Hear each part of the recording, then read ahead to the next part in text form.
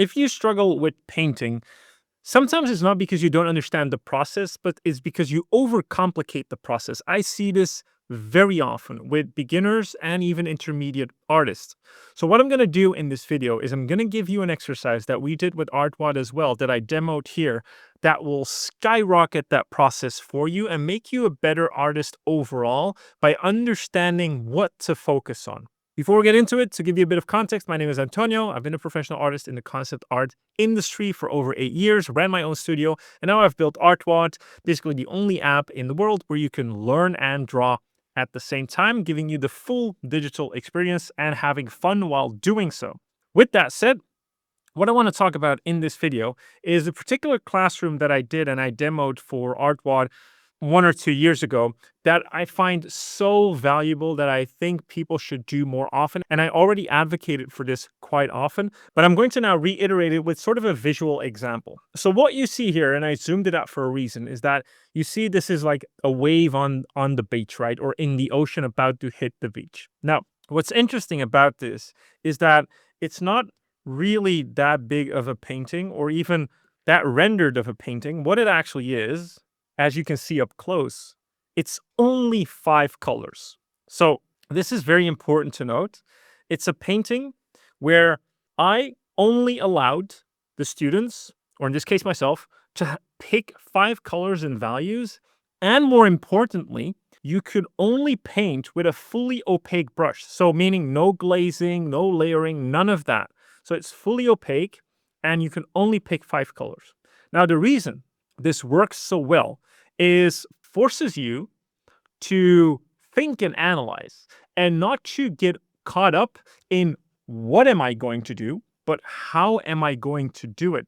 And that is actually more beneficial to your learning because you are now more concerned about how am I going to represent this color or these things in the reference with just a couple of colors, which is a very creative way to go about things. And it's also almost at the fundamental layer of what most artists do is the simplification of things. It's simplifying what we look at, whether it's a figure that we simplify into a mannequin, whether it's a wave like this that we simplify into some abstract shapes. It doesn't really matter what it is. It's the act of simplification that makes us better at processing complex information, but because that's what it is. We are looking at very complex information, in this case, a wave with foam and splatters and all kinds of light, translucency. All of that can be very overwhelming.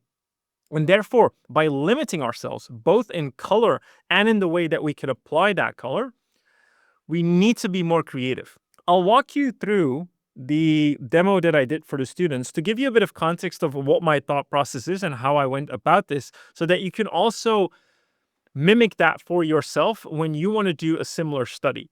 In this case, I picked a wave. I think the subject matter in this case needed to be a body of water, but for you, it can be anything, right? We're just going to go through this. And you need to pick 5 colors. Now, the 5 colors also need to represent a fairly wide range of values, depending on, of course, what's in your reference. But in this case, I chose a darker blue, and then mid-tone greens and blue, and then a highlight white, just pure white. I could have picked an off-white looking back at it, but in this case, it doesn't really matter. But I wanted to pick like a highlight color.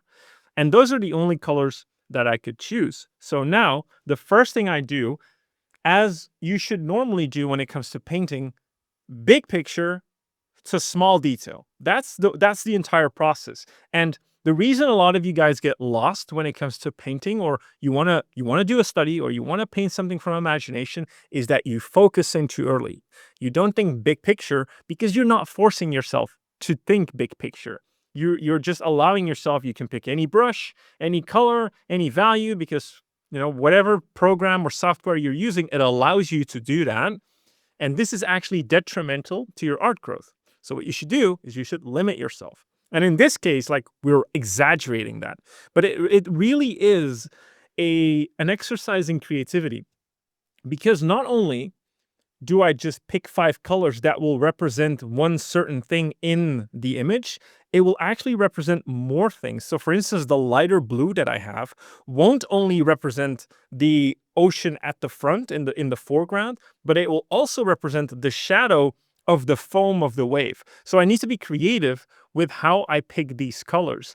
And I can promise you that this will make you a better problem solver. I always talk about when it's about concept art or when you're a designer, you're actually a problem solver. And I wholeheartedly believe that. But I also think if you want to be a representational artist, like a fine artist that represents life and you want to represent it in your own style, you're also problem solving because you're looking at the world, you're interpreting that, you're processing that yourself, and then you're putting it on a canvas in your own unique way.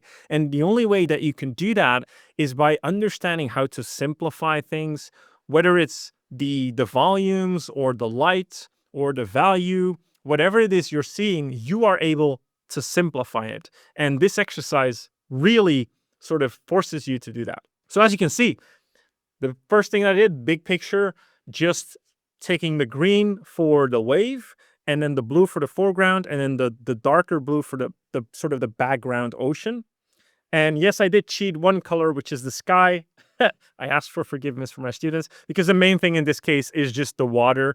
I could have just used the blue as well in the background, but I just wanted to separate it. But we can neglect the sky blue for everything else, all right? Forgive me for that. And then moving on, now I needed to paint in the wave, right? The foam of the wave. And you can see that the thing that I'm concerned with is how will I graphically represent this foam?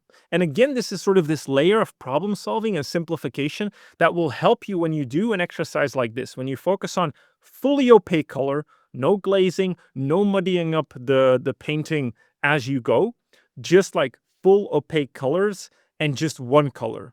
And again, now you need to be creative and like, okay, how am I going to take something as complex as what I'm seeing in the wave and just simplify that to one graphic shape?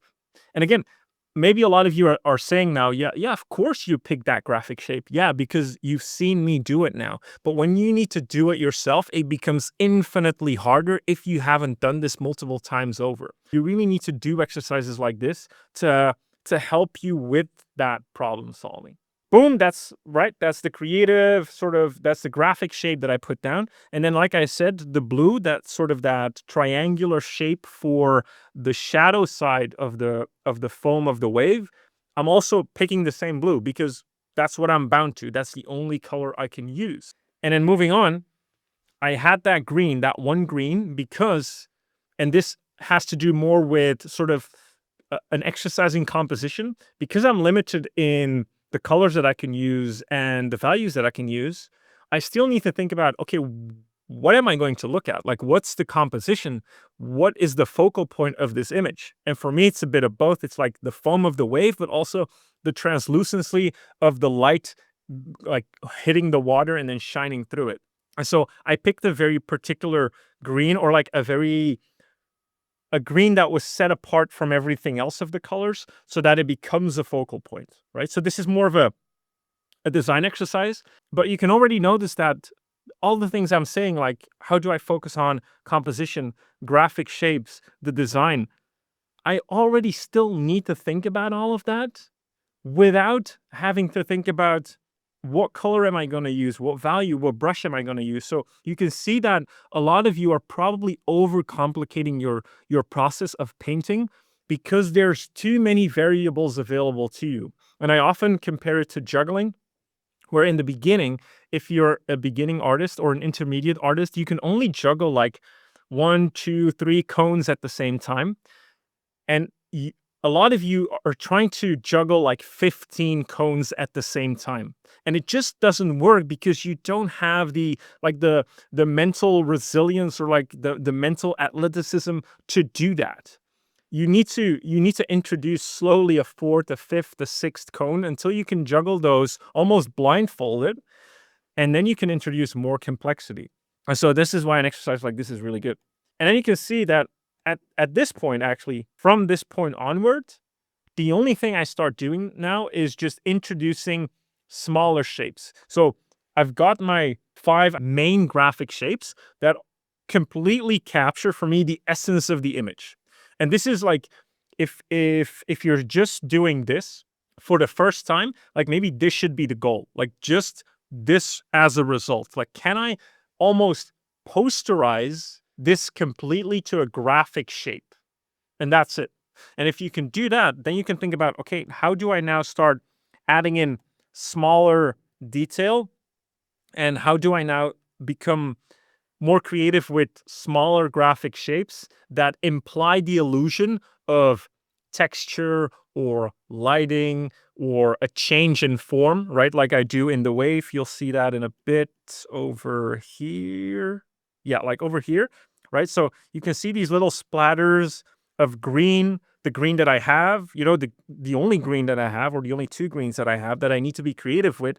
I'm now using these as form lines to at least soften sort of the harsh graphic white of the foam so that it begins to have a bit of form, a little bit of form indication.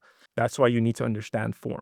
But so I need to use all of this very creatively, but that's the fun of it as well. And I think that's something that you'll notice as well as when you do an exercise like this, that it opens you up to be more creative because of your limitations. So you'll start to think like, okay, I can only use this color, so what do I do?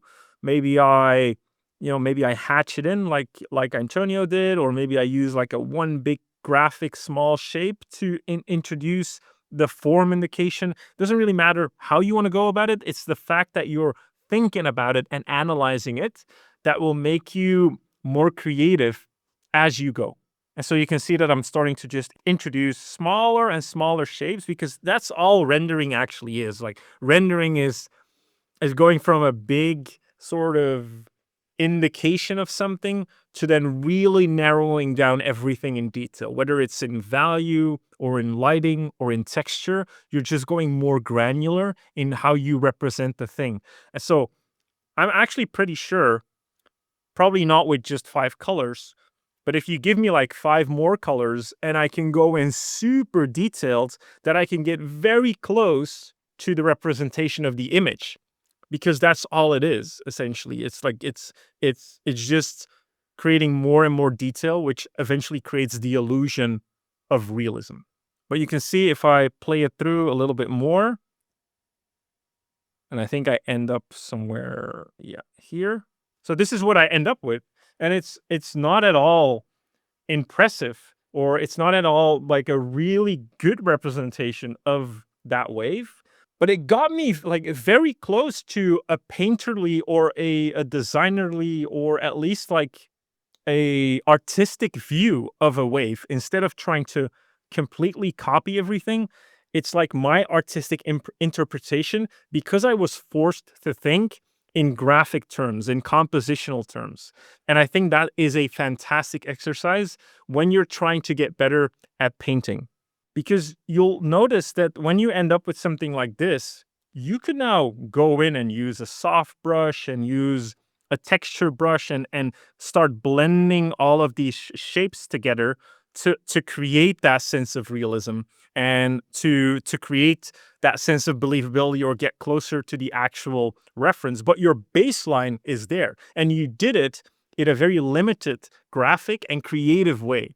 And I think that will really, really help you streamline your painting process as well. And it will certainly unlock new skills, especially like analytical or observation skills that you might have missed right now. And I think a lot of that is because you guys have access to too many options. And when you have access to too many options, you actually get lost and confused. And by doing something like this, you really become much more creative.